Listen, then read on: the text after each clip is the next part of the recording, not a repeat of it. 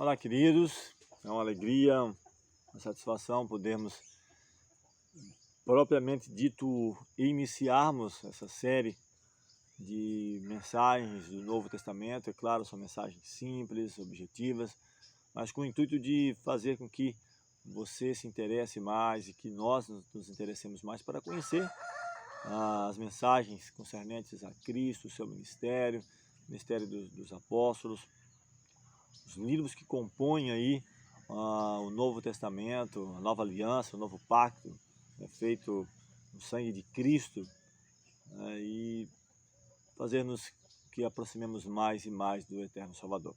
Hoje vamos falar sobre a plenitude dos tempos, o que isso significa. A Bíblia ela faz menção desse fato, ela fala justamente nessas palavras, a plenitude dos tempos, o que ocorreu, as promessas, o cumprimento das profecias, para nos trazer alento, esperança e confiança naquilo que o Senhor deseja para nós. Quero te convidar a curvar-nos diante do Eterno em gratidão, em reconhecimento ao seu amor, ao seu cuidado, e assim podermos abrir a sua palavra e entendermos aquilo que o Senhor deseja para nós. Eterno Deus, amorável Pai, graças te rendemos pelo teu cuidado, proteção, pela oportunidade de podermos meditar na tua palavra. Rogamos a iluminação do teu Santo Espírito nesse novo projeto, que é uma sequência de temas falando dos principais assuntos do Novo Testamento, que essas mensagens possam tocar o nosso coração, enriquecer nossa vida, para que possamos a cada dia mais nos aproximar do Senhor e assim vivermos e honrarmos, glorificando o teu santo nome. Dá-nos a tua paz, a tua graça, te pedimos essas bênçãos em nome de Jesus. Amém. Aqui em Gálatas, capítulo 4, versículo 4 a 5, diz assim: vindo a plenitude dos tempos, Deus enviou seu Filho. Ele fala mais para remir os que estavam debaixo da lei, a fim de recebermos a adoção de filhos.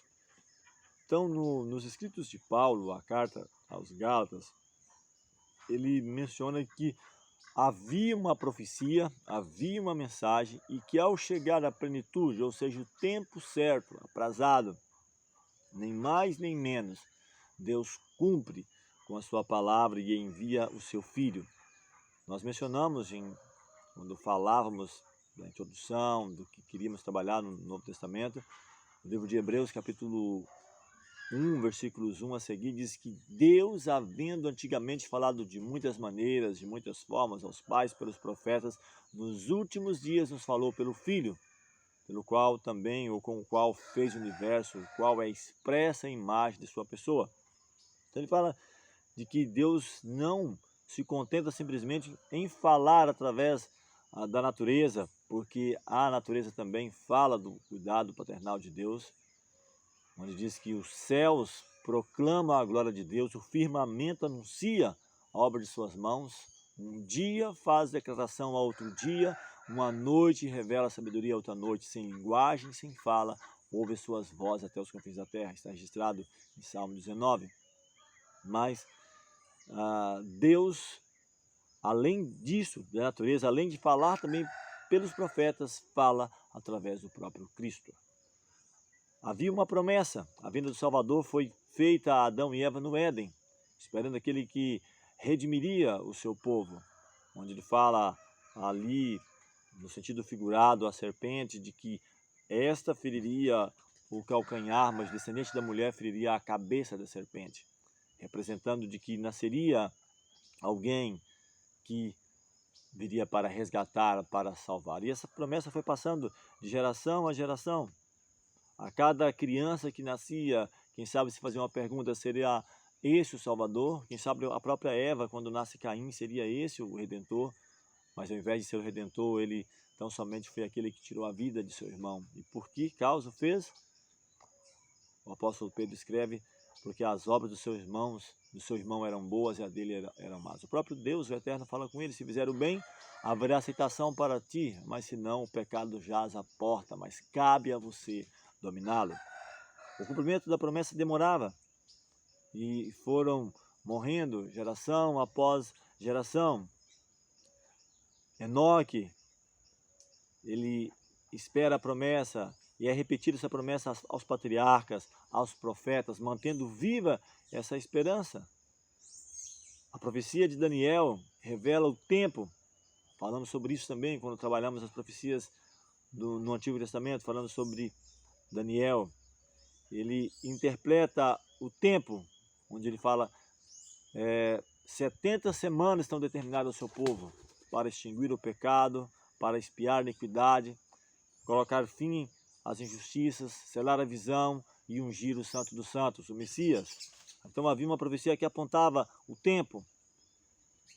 E século após século passaram, cessaram as vozes dos profetas. Falamos sobre isso no último tema, 400 anos, período intertestamentário, silêncio profético. E parecia cumprir-se o que estava em Ezequiel 12:22. Prolongar-se-ão os dias e perecerá toda a visão. Onde está a promessa do Salvador?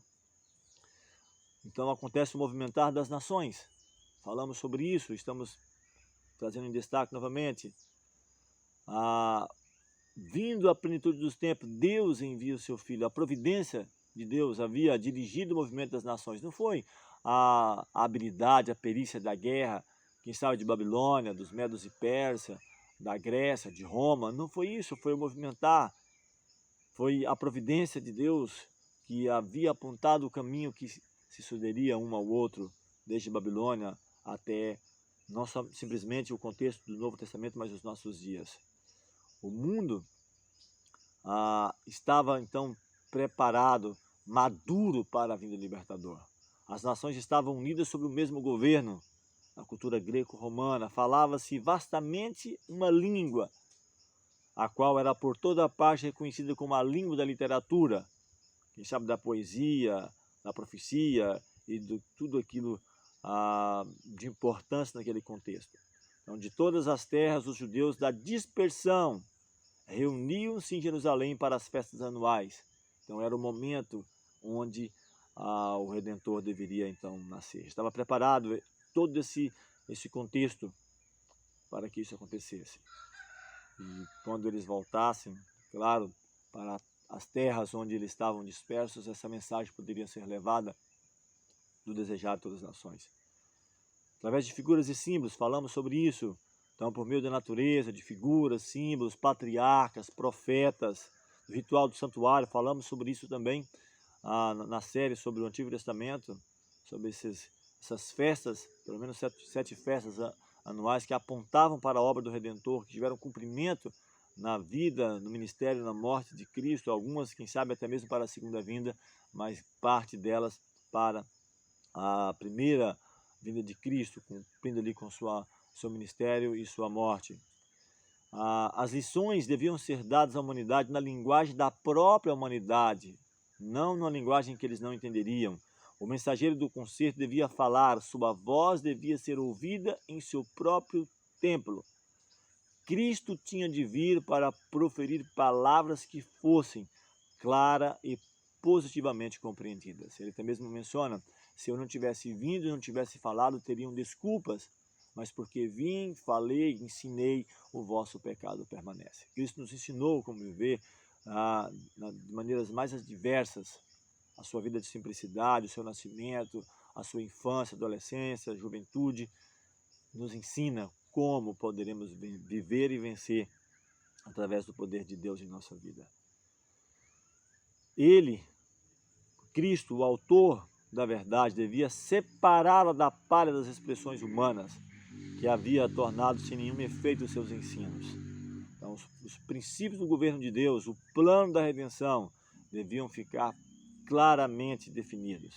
Então, as lições do Antigo Testamento precisavam ser plenamente apresentadas aos homens, porque quando Cristo esteve aqui, ele mesmo fala para os discípulos, não deviam cumprir tudo que ao meu respeito estava escrito na lei de Moisés, nos Salmos, nos profetas.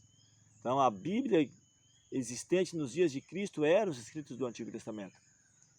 Os 39 livros, como já falamos em alguns momentos aqui sobre eles, os 5 primeiros, os livros escritos por Moisés, do Gênesis a Deuteronômio, depois outros livros chamados históricos, livros poéticos, livros proféticos, onde Cristo divide em 3 categorias: a lei de Moisés, os salmos, né, onde incluem ali não somente os salmos, mas os livros chamados poéticos, Jó, Eclesiastes, Cantares, Provérbios, Lamentações, e os livros proféticos, mensagens que apontavam ali, tanto no contexto do momento, quanto também a sucessão de reinos e um cenário profético até a segunda vinda de Jesus.